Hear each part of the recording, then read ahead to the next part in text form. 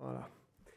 Donc, on va parler pendant le quart d'heure à venir des étiologies des insuffisances rénales aiguës en réanimation. Hop, pardon, voilà. Voici mes liens d'intérêt. Donc, l'insuffisance rénale aiguë, il faut d'abord la définir. Et aujourd'hui, on utilise une classification assez consensuelle, la classification CADIGO, qui est basée sur deux critères, des variations de créatinine ou des variations de diurèse. Et donc, plus l'élévation de la créatinine est importante, ou plus la baisse de la diurèse est prononcée ou prolongée, et plus on va avoir une insuffisance rénale aiguë qu'on qualifie en 3 stades, 1, 2, 3, de léger, modéré ou sévère. Et c'est une défaillance d'organes qui est particulièrement fréquente en réanimation, parce que vous le voyez quand on fait des grandes études épidémiologiques, ça concerne plus de la moitié des patients. C'est associé à une mortalité élevée. Ce qui est encore plus vrai quand on s'intéresse aux sous-groupes des patients qui ont les insuffisances rénales aiguës les plus sévères, celles qui nécessitent de la dialyse, et là on est avec une mortalité qui est de l'ordre de 40 à 50%. Alors, pour entrer dans le vif du sujet, les étiologies, il y a beaucoup d'étiologies d'insuffisance rénale aiguë, mais il y en a un certain nombre qui sont particulièrement fréquentes en réanimation et qu'on va développer un peu et qu'il faut savoir rechercher avec une approche finalement assez standardisée. Alors quelle est la démarche qui paraît la plus logique quand on est en face d'un patient qui développe une insuffisance rénale aiguë ou arrive avec une insuffisance rénale aiguë en réanimation? Tout d'abord, on va éliminer une urgence, ensuite on va avoir une approche pour arriver à déterminer la cause, savoir quand débuter une dialyse, et puis identifier, j'en dirai quelques mots, les quelques cas où peut-être pour comprendre et aller un peu plus loin, on va avoir besoin d'une biopsie rénale. Alors d'abord, éliminer une urgence. Il y a deux types d'urgences. Il y a d'abord l'urgence vitale. Donc ça, c'est des situations finalement bien connues qui sont les complications métaboliques graves de l'insuffisance rénale aiguë, que sont l'hyperkaliémie et l'acidose métabolique sévère, lorsqu'il y a un défaut d'excrétion des ions potassium ou des ions H+. Et puis, l'autre situation classique, c'est l'œdème pulmonaire qui ne répond plus à un traitement médical parce que, par exemple, le patient est arrivé avec son insuffisance rénale aiguë anurique, il a continué à recevoir des perfusions et autres, il se retrouve en surcharge et il ne répond plus au traitement classique. On va avoir, dans ces cas-là, besoin de dialyser le malade en urgence. Dans les autres cas, en général, on peut attendre un peu. Le deuxième type d'urgence, c'est l'urgence thérapeutique. Et donc là, même si c'est finalement pas la situation la plus fréquente, mais ça va être de commencer par éliminer une cause obstructive. C'est d'autant plus important si le malade a des signes de sepsis. Donc en général, il y a un contexte assez évident qu'on identifie pour l'insuffisance rénale obstructive. Contexte de post-opératoire de chirurgie abdominopelvienne ou de patients ayant des tumeurs du petit bassin ou des voies urinaires ou maladie lithiasique connue. C'est en général une insuffisance rénale aiguë qui est associée à relativement peu de symptômes. Et donc, on va aller la rechercher en faisant des examens d'imagerie, échographie ou scanner. Et ce qu'on recherche, c'est une dilatation, voilà, comme vous le voyez ici, chez cette patiente qui avait une maladie lithiasique connue, une dilatation des cavités pyélo-calicielles. Mais il faut savoir qu'elle peut manquer dans d'authentiques causes obstructives, notamment si le malade est déshydraté. Et puis dans d'autres cadres de pathologies plus rares, comme les fibroses rétropéritonéales, où le rein et les voies urinaires sont un peu engainés dans une coque fibreuse qui les empêche de se dilater. Mais donc il faut savoir que quand on n'est pas absolument certain d'avoir éliminé la cause obstructive, répéter éventuellement les examens d'imagerie à 24 ou 48 heures et après avoir corrigé une hypovolémie. La deuxième chose, ça va être de rechercher des arguments en faveur d'une hypovolémie. Alors, quelle que soit sa cause, soit une hypovolémie par diminution du volume plasmatique, puis là on retrouve toutes les causes de déshydratation extracellulaire, que ce soit diarrhée importante, vomissement, fièvre très élevée, etc. Ou par baisse de la pression artérielle, quel que soit son mécanisme, soit une baisse du débit cardiaque, je vais en reparler, soit une baisse des résistances vasculaires. Et en contexte de réanimation, c'est surtout le sepsis qu'il va falloir traquer. En général, quand on a une hypovolémie, on va avoir une réponse hormonale à l'hypovolémie qui va être visible si on fait un ionogramme urinaire. Lorsqu'on a assez logiquement, la réponse du rein à l'hypovolémie, ça va être d'essayer de réabsorber et de retenir le plus possible l'eau et le sel. Le sel, en activant le système rénine-angiotensin-aldostérone, qui va aller réabsorber du sodium au niveau de du tube collecteur distal. Et dans ces cas-là, si on regarde les urines, on aura une natriurèse qui est basse, un rapport sodium sur potassium qui est inversé, une fraction d'excrétion du sodium qui est basse. Et puis, la deuxième chose visible, c'est que l'eau est réabsorbée. Et l'eau, elle est réabsorbée parce que ça va stimuler le relargage de l'hormone antidiurétique, de la vasopressine, sous l'effet de barorécepteurs ou d'osmorécepteurs. Et donc là, pareil, cette hormone, elle agit en distalité du tube collecteur pour aller réabsorber l'eau, et donc les urines vont être concentrées. Et le diagnostic, on va dire biochimique d'urine concentrée, c'est on fait les rapports entre la concentration dans les urines et le plasma de l'urée ou de la créatinine. Et donc, on a dans ces cas-là des rapports élevés. Sachez néanmoins que, en contexte de réanimation, les indices urinaires, ils sont très souvent pris en défaut. Donc, ils peuvent aider, mais c'est loin d'être quand même d'une robustesse incroyable pour confirmer le diagnostic.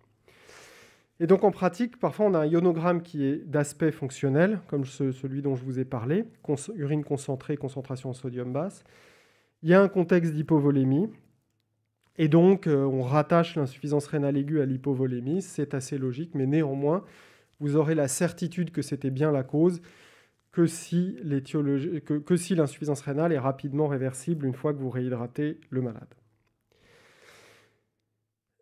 Il va falloir aussi identifier et rechercher s'il n'y a pas de cause évidente à l'insuffisance rénale, un sepsis. D'abord parce que l'insuffisance rénale aiguë associée au sepsis, c'est particulièrement fréquent en réanimation.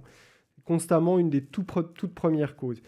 C'est une entité assez compliquée, l'insuffisance rénale aiguë liée au sepsis, et qui va bien au-delà une hypoperfusion du rein qui serait liée à la baisse de la pression artérielle, par exemple dans un choc septique. Le rein, c'est un organe qui est extrêmement vascularisé, qui reçoit à peu près 20 à 25% du débit cardiaque en permanence, et qui a un lit vasculaire et microvasculaire extrêmement dense, extrêmement riche, avec des anastomoses, des jaunes de Schintz, etc. Et ce qu'on connaît aujourd'hui, en résumé principalement de l'insuffisance rénale aiguë liée au sepsis, c'est que c'est une maladie surtout microvasculaire, avec des anomalies qui vont se situer à cette échelle de la microvascularisation, où on a, quand on va regarder les vaisseaux de près, on retrouve les cellules endothéliales, qui sont les cellules qui tapissent les vaisseaux, qui ont un profil un peu différent, qui ont un profil activé, qui expriment à leur surface des molécules d'adhésion, qui vont venir, ce qui fait que des cellules du système immunitaire, comme les monocytes macrophages, vont venir s'accrocher sur ces cellules, migrer, créer une réaction inflammatoire locale, ce qui peut entraîner une activation de la coagulation, la création de microthromboses dans les petits vaisseaux, une rupture aussi de ce qu'on appelle le glycocalyx, qui est une sorte de couche de protection qui tapisse les cellules endothéliales. Et lorsqu'elle disparaît, eh bien, ça va favoriser la fuite de liquide. En fait, le vaisseau est plus étanche, et la fuite de liquide dans le secteur interstitiel. Et donc vraiment, voilà, rechercher un sepsis doit être une démarche assez systématique en réanimation lorsqu'on recherche les causes d'insuffisance rénale aiguë. Ensuite, il faut aller regarder la fonction cardiaque, parce que les reins, ce sont deux organes dont le fonctionnement est extrêmement lié. Pour que des reins fonctionnent bien, il faut que le cœur fonctionne bien. Et donc, ce dont on va parler en réanimation, c'est l'entité qu'on appelle souvent les syndromes cardio-rénaux de type 1, c'est-à-dire des insuffisances rénales aiguës qui surviennent en contexte de dysfonction cardiaque aiguë. Quelle que soit la cause de cette insuffisance cardiaque aiguë, ça peut être une dysfonction du ventricule gauche, et dans ces cas-là, quand elle est présente, c'est là qu'on verra assez fréquemment une insuffisance rénale aiguë. lorsqu'on a un tableau caricatural de choc cardiogénique, l'insuffisance rénale est très très fréquente et entraîne une surmortalité. Mais ça peut être lié aussi à des dysfonctions droites, à des tamponnades, à des chocs obstructifs, etc. On a initialement beaucoup pensé que le problème de l'insuffisance rénale aiguë compliquant l'insuffisance cardiaque aiguë, c'était qu'on avait une baisse du débit cardiaque et donc une baisse de la perfusion rénale et que ça entraînait une baisse de la fonction de filtration du rein, ce qui définit l'insuffisance rénale aiguë. C'est vrai en partie, mais ce n'est pas une relation complètement linéaire. Vous voyez ici, c'est une étude un peu ancienne, des contrôles normaux, puis des malades qui ont différents degrés d'insuffisance cardiaque qui sont regroupés par baisse de l'index cardiaque. Baisse modérée, moyenne et sévère. Alors, ce qui est sûr, c'est que quand l'index cardiaque baisse, la perfusion rénale baisse de façon... C'est tout à fait corrélé. Mais si on regarde la fonction de filtration des reins, en fait, dans une certaine mesure et jusqu'à un certain point, elle est capable de compenser cette baisse de la perfusion rénale en augmentant la filtration de ce qu'elle va recevoir. Mais évidemment, comme tout système adaptatif, ça a ses limites. Et au bout d'un moment, si vraiment la perfusion rénale devient trop basse, alors la filtration glomérulaire va s'effondrer. Mais disons que la fonction des reins, l'insuffisance rénale aiguë devient dépendante, on va dire, du débit cardiaque que pour des débits cardiaques réellement effondrés. Mais il y a un autre marqueur qui est important à regarder, qui est la congestion veineuse. Et la congestion veineuse, c'est une situation qui peut être fréquente en réanimation, typiquement chez les malades les plus sévères, très choqués, très hypotendus, qui ont été remplis, etc. Et si vous allez mesurer la pression en mettant un capteur de pression, la pression veineuse centrale, vous voyez ici une autre étude qui avait montré chez des patients qui avaient une décompensation cardiaque que la probabilité de dégrader la fonction rénale, c'est ce qui est marqué, était tout à fait corrélée au degré de congestion veineuse. Et plus la pression veineuse est élevée, et plus ça se dégrade. Le rein, c'est un circuit fermé. L'artère, c'est le circuit d'entrée de perfusion, mais les veines, c'est le circuit de retour. S'il y a un gros problème sur le circuit d'entrée, ça peut entraîner une insuffisance rénale, mais si vous avez un obstacle sur le circuit de retour, ça va aussi impacter de façon tout aussi importante la fonction du rein. Autre contexte fréquent, c'est les patients que vous allez recevoir en post-opératoire de chirurgie majeure, chirurgie abdominopelvienne ou grosse chirurgie thoracique, etc. Et là, l'incidence de l'insuffisance rénale aiguë est aussi... c'est clairement une situation à risque. L'incidence peut être élevée. Elle est d'origine un peu multifactorielle. Il y a les pertes, l'hypovolémie qui peut être liée à tout ce qui s'est passé en péropératoire, aux pertes sanguines, aux pertes insensibles, au troisième secteur, aux drogues anesthésiques qui ont été utilisées pendant l'intervention, qui peuvent contribuer à entraîner un peu de vasodilatation ou de dépression myocardique transitoire. Ça va être encore plus vrai quand il y a un contexte septique, par exemple une péritonite qu'on va opérer, ou lorsqu'il y a, notamment sur les chirurgies cardio-thoraciques lourdes, avec des ECMO, etc., des phénomènes de clampage, déclampage et d'ischémie reperfusion. Une diapositive aussi sur un syndrome un peu particulier qu'on appelle le syndrome du compartiment abdominal, qui sont des situations où la pression intra-abdominale va augmenter de façon significative et donc, pour faire simple, va avoir tendance à comprimer les structures intra-abdominales et celles qui sont le plus sensibles à la pression, notamment par exemple la veine cave inférieure et les veines rénales pour le retour veineux. Et donc, c'est des situations qu'on peut rencontrer par exemple chez des patients qui ont des pancréatites aiguës très graves ou qui ont eu des chirurgies abdominales très compliquées et prolongées, ou plus rarement des patients qui ont une ascite extrêmement volumineuse.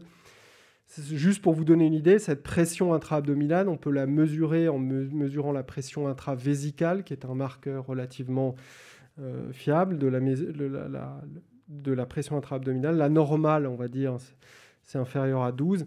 Et dès qu'elle commence à monter au-dessus de 20, elle peut entraîner une oligurie, et en général au-dessus de 30, une anurie qui est fréquente. Alors ensuite, il y a les cas où on a éliminé un obstacle, on a éliminé une hypoperfusion, on a éliminé un sepsis, on a regardé la fonction cardiaque, et puis il n'y a pas de contexte post-opératoire. Alors on pense à une cause organique un peu plus rare. Et là, parfois, le contexte et éventuellement des examens complémentaires urinaires, l'analyse du sédiment urinaire par la bandelette et le CBU, peuvent vous permettre de classer des patients. Donc il y a ceux qui ont un contexte donc ça, on l'a mis de côté, qui sont assez évidents, d'hypotension prolongée, état de choc. Ces sédiments urinaires faibles, ils ont en général une nécrose tubulaire, et là, on faudra attendre. Et puis, il y a les étiologies plus rares, où le sédiment urinaire est riche en protéines ou en sang, et c'est plutôt le spectre des maladies glomérulaires qu'on va explorer par des examens immunologiques, ou des insuffisance rénale aiguë à duresse conservée. Et parfois des leucocytes, ce sont les maladies interstitielles, et puis plus rarement des maladies vasculaires. Et c'est dans ce sous-groupe de malades, à mon sens, que peut parfois se discuter la réalisation d'une ponction biopsie rénale. Mais très souvent, on a un contexte d'instabilité hémodynamique majeure ou prolongée, pas beaucoup de signes extra-rénaux, des voies urinaires qui sont libres, et ici, ça rentrera souvent dans le cadre de ce qu'on appelle une nécrose tubulaire aiguë, et il faut savoir attendre et laisser le rein récupérer. En conclusion, l'insuffisance rénale aiguë a une définition, je vous l'ai montré, basée sur des variations de créatinine et de diurèse. Elle peut représenter une menace vitale, et là, ce sont les indications urgentes à l'épuration extra-rénale. Il faut avoir une analyse assez stéréotypée, rechercher un obstacle, une hypovolémie, un sepsis, un contexte post-opératoire, une dysfonction cardiaque. Savoir identifier les quelques situations où on peut discuter une biopsie rénale. Et puis une surveillance à long terme est à encourager. Je pense que Michael Darmon vous montrera pourquoi avec des éléments pronostiques. Je vous remercie. Merci pour cette belle présentation, professeur Canet. On a quelques minutes pour des questions. Est-ce qu'il y a des questions dans la salle? Oui. Alors je vous invite à prendre le micro qui se trouve à droite, là-bas, il y en a un sur...